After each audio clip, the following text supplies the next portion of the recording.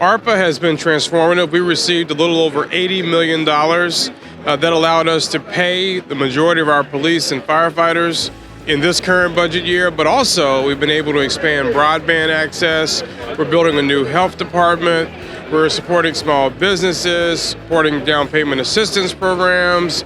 So an array of activities has been possible that otherwise we would not have been able to do, either if ARPA didn't exist or if the funds had come through the state. So the direct receipt of that amount of money is historic. I don't think it's ever happened in the history of Gary, Indiana.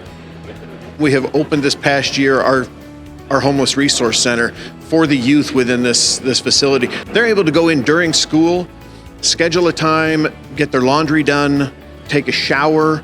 We want to make sure that these kids are taken care of. And this, because of the money coming directly from the government, it allowed us to put the money where we needed it absolutely the most, right there with our residents and the youth involved.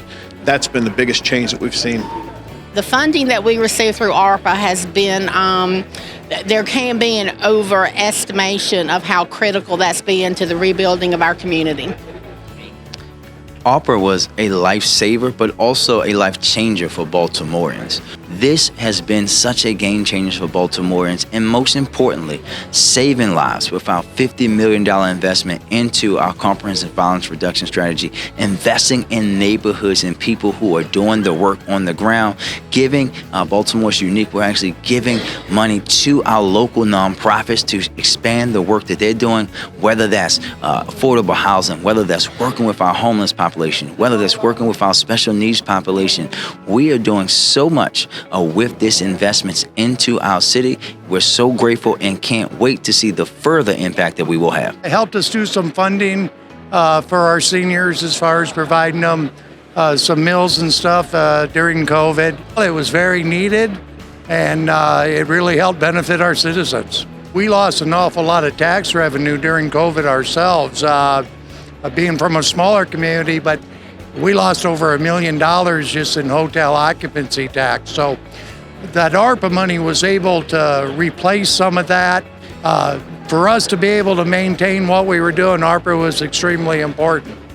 ARPA funds have been just a godsend to our small city and most every other small city, because we're not used to getting our funds directly.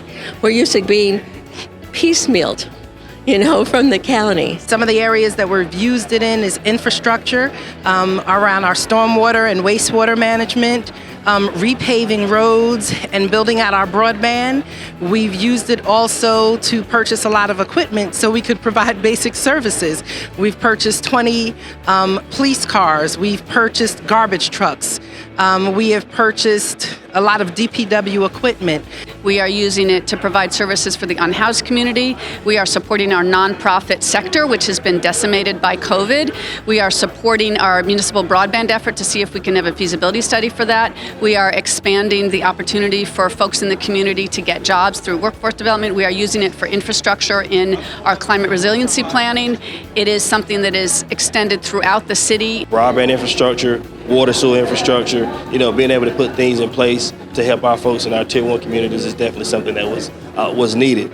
We're definitely making sure that it impacts the lives of others, and especially those that need it most, in the time that they need it most, to help us navigate through the COVID pandemic and now for sure through the inflation pandemic also. So we look forward to this continuous model, like the ARPA model, to be able to receive direct funding from cities and towns across America, because cities and towns across America do it best. We are on the ground level, and we know exactly what we need to do with the money, and we know those that need it the most.